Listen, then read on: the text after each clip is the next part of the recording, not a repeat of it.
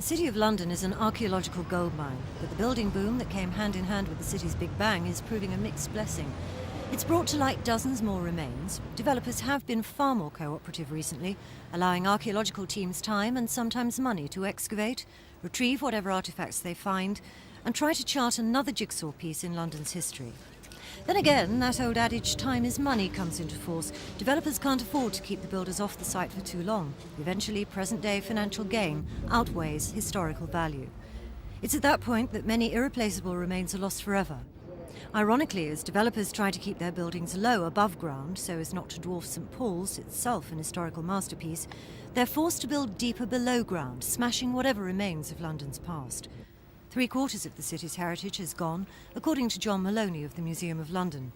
This evening he'll be addressing 160 directors of building and construction firms at the museum's archaeological lecture. He'll be telling them he wants a new deal, including limiting the depth builders can go to on sites of particular interest.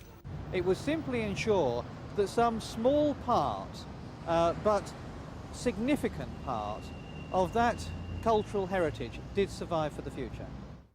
It's not confined to the city. Right across London, history is being uncovered. Some finds are of academic interest. Others have aroused massive public interest, like the Rose Theatre with all its associations with Shakespeare. And even more recently, what may well turn out to be Shakespeare's own theatre, the Globe, both just outside the city itself. The increasing pressure from the public, as well as conservationists, for more protection for archaeological sites led Government Minister Virginia Bottomley to remark that the city could end up becoming one big museum. John Maloney will have no truck with that argument.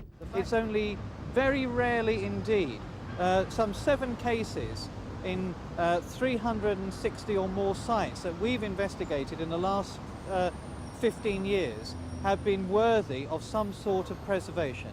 After this evening's lecture, the museum will be showing some of the thousands of items they've recovered.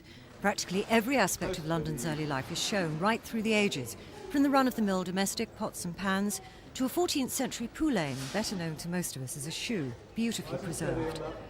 The archaeologists are only too well aware of how much more they might be able to get at, given a little help and a lot of money. Tricia Ingram's Thames News.